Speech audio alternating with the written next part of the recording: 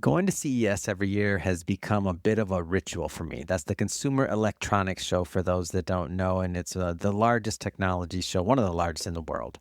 One of the segments that we cover heavily there is technology, especially for the Mission Matters Innovation podcast. Before launching that show, about maybe 6 years ago or so, I can't really say that I was into technology. I mean, sure, I always had a good phone, things like that. I was a BlackBerry guy, and probably longer than I should have been, actually.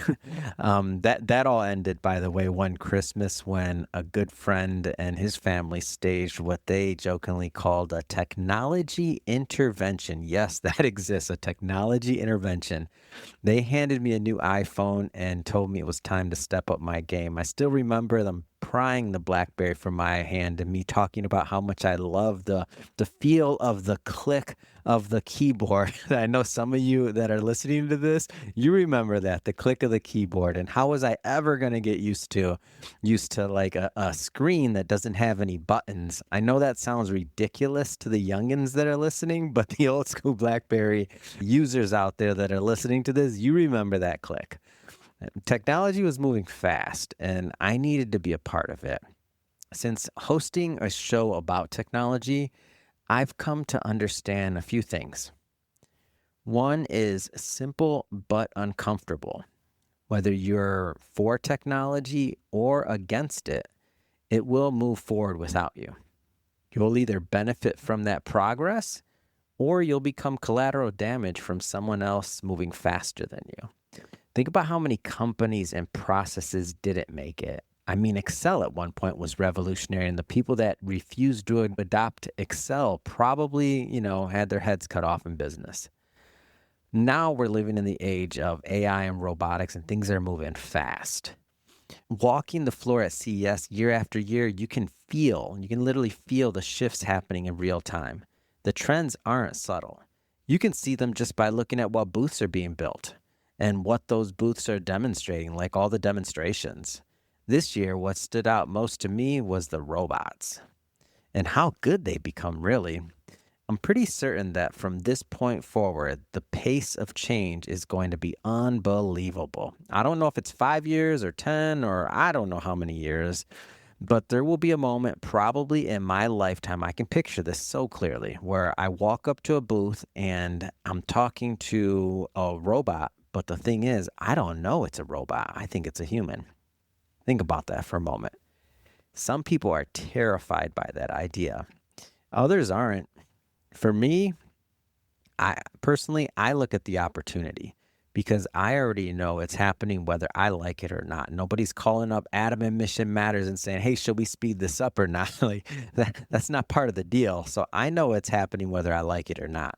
From my investing days, what I learned was that it is incredibly hard to fight a major trend, and especially if you want to be profitable doing it.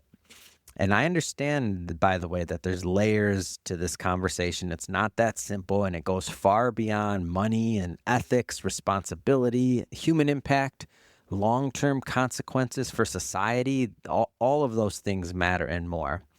But I also bet on human nature. The good things people think are going to happen, they probably will. The bad things people fear are going to happen, some of those will happen too. It's going to happen. So the question becomes, where does that leave me?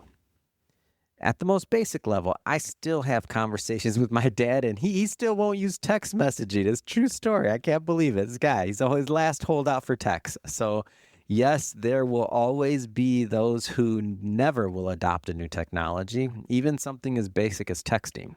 For my company, I mean, for that CEO hat that I wear, my responsibility is clear. I need to understand and implement technology in a way that creates real value so that we generate jobs, we create opportunities, and we do meaningful work with the gifts that God has given me, at least for while I'm on this planet.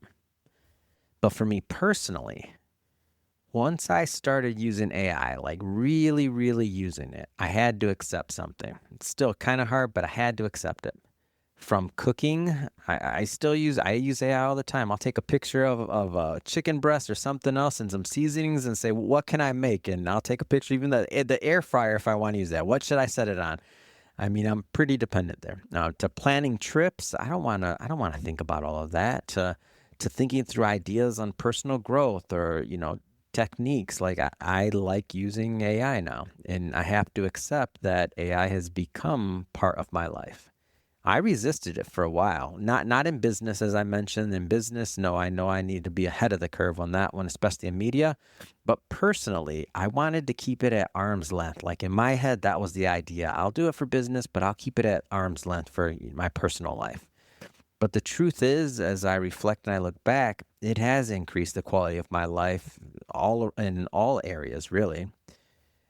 And I know it's a double-edged sword. I know there's dependency there, but the dependency was already present if I really think about it, whether it's from the back end of softwares I use to products being created that all use AI at some point in their implementation or in their processes. What's happened though is I've just become conscious of this dependency. And as I walk through CS now, I don't just see my own dependency, I see civilization's dependency forming in real time. So, where does that leave you? If you're in business, I think the answer is pretty clear. Stop fighting the trend. Whether you like it or not, whether you fully understand it or not, the people who embrace this AI renaissance, oh, and believe me, it is a renaissance, they're going to be the real winners in the marketplace. So instead of resisting it, ask a different question. How can you use innovation to win?